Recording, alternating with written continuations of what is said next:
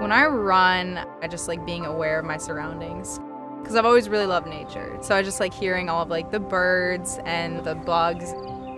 I just like going out for runs and seeing cool places.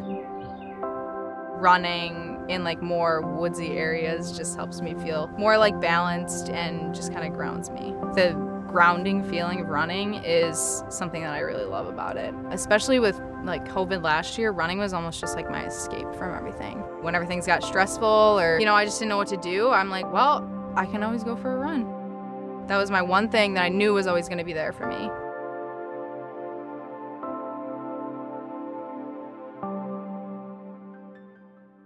My grandpa was a big reason of why I started running. He was a really big running coach. He basically coached me during the summers in high school. He would make me do like speed work on the track and stuff like that. He definitely put an emphasis on the off-season training. It's like he could see something in me and he knew that, that I could really do something special if I worked hard at it. I coached high school track for 40-some years. She had never been in a sport before. And I said, Jenna, why don't we try to run? We practice on the roads and the back roads and everything, and so that's where we started. My family would vacation in a very small town in the UP. I think what I love about running in the UP the most is that it's just quiet and you're just with nature and with your thoughts. One of my favorite runs was starting at the house that we stay at in town, run all the way out just straight north toward the harbor. It's called Black River Harbor. My grandpa would be in his truck. He would always drive next to me, make sure that I did my run, and he would drive alongside me all the way out to the harbor. He really got me into caring about my training and knowing that if I could put in the work, I could be really good.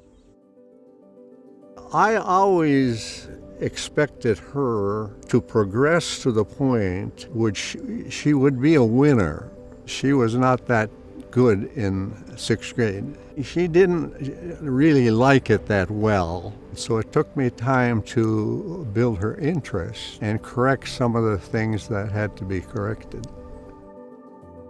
Looking back to where I started in middle school, I was not good at running. I actually almost quit after 8th grade because I just hated it so much and I didn't think that it was for me. But then I did it my freshman year of high school and I started to have success in track.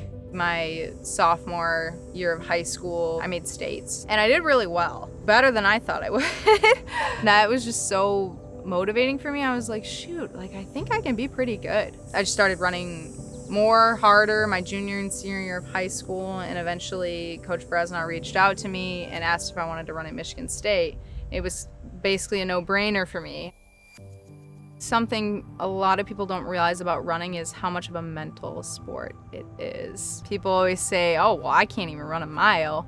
And it's like, well, you're not going to with that attitude. Before every race, if you have done all of the work physically prior to that, and you're not there mentally, you're not gonna perform well. For me, it was just unlocking that mental block of just like, I'm not good enough, I don't belong here. And now I feel like I am good enough, I do belong here. That confidence is such a big part of running. I think just letting go of all of the external factors of I can't do this or any negative thoughts, it has to happen if you wanna really achieve anything great. On the Michigan State side, Jenna Magness, she just missed out on being an All-American last year. She's their top returner, and she gave Alicia Monson a little run for her money in the Big Ten's 5K indoors last year. Yeah, over the last 7-8 years, Michigan State has been outstanding. Magness adding to that. I never thought that I was going to be a 5K runner. I was going to be low mileage. I wasn't going to run a lot if I didn't have to. And I ran the 5K at Hillsdale. I did very well. That was a big shock to my system. So lo and behold, the 5K ended up becoming my event. I was limited to the number of track meets that I would see her in college. But she would call me immediately after the event, and almost any race that she went into, she won a medal or a trophy or something. I have had a lot of success in running, especially over this past year. The more success I have, it almost just makes me want to work that much harder. I feel like my success has just made me more humble in the end. Jenna is a girl that is very, very likable. I don't think she ever gets mad at anybody. It's her personality that pulls people with her. She's a natural leader.